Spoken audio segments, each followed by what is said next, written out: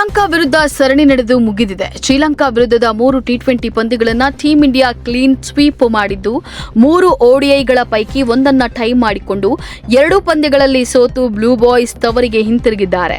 ಶ್ರೀಲಂಕಾ ಪ್ರವಾಸದ ನಂತರ ಆಟಗಾರರಿಗೆ 5 ವಾರಗಳ ಕಾಲ ವಿಶ್ರಾಂತಿಯನ್ನ ನೀಡಲಾಗಿದ್ದು ಆಟಗಾರರು ಈ ಸಮಯವನ್ನ ಸದುಪಯೋಗ ಪಡಿಸಿಕೊಳ್ಳಲು ನಿರ್ಧರಿಸಿದ್ದಾರೆ.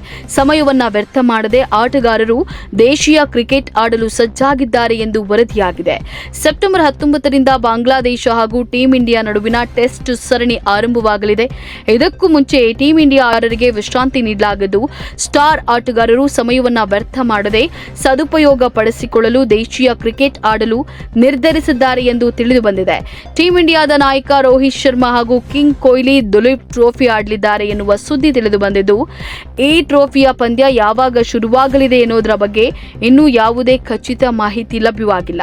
India A, India B, India C, India D ಎಂದು ತಂಡವನ್ನು 4 ಭಾಗಗಳಾಗಿ ವಿಂಗಡಿಸಲಾಗಿದ್ದು ಯಾವ ತಂಡದಲ್ಲಿ ಯಾವ ಆಟಗಾರರು ಇರಲಿದ್ದಾರೆ ಅನ್ನೋದನ್ನ ಶೀಘ್ರದಲ್ಲೇ ತೀರ್ಮಾನಿಸಲಾಗುವುದು ಎಂದು ಮಾಹಿತಿ ತಿಳಿದುಬಂದಿದೆ.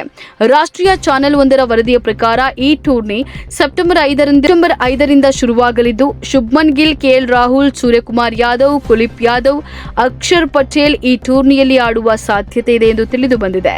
ಇನ್ನು ಟಿ20 ವಿಶ್ವಕಪ್ ಗೆದ್ದ ನಂತರ ವಿಶ್ರಾಂತಿಯಲ್ಲಿರುವ ಬೂಮ್ರಾ ಶ್ರೀಲಂಕಾ ಪ್ರವಾಸದಿಂದ ದೂರ ಉಳಿದಿದ್ರು. ಇದೀಗ ಬಾಂಗ್ಲಾದೇಶ ತಂಡದ ವಿರುದ್ಧ ಟೆಸ್ಟ್ನಿಂದಲೂ ಬೂಮ್ರಾ ಹೊರಗುಳಿದಿದ್ದು ಈ ಟೂರ್ನಿಯಲ್ಲಿ ಭಾಗವಹಿಸಿದ್ದು ಕೂಡ ಡೌಟೇ ಅಂತ ಹೇಳಲಾಗ್ತಾ ಇದೆ.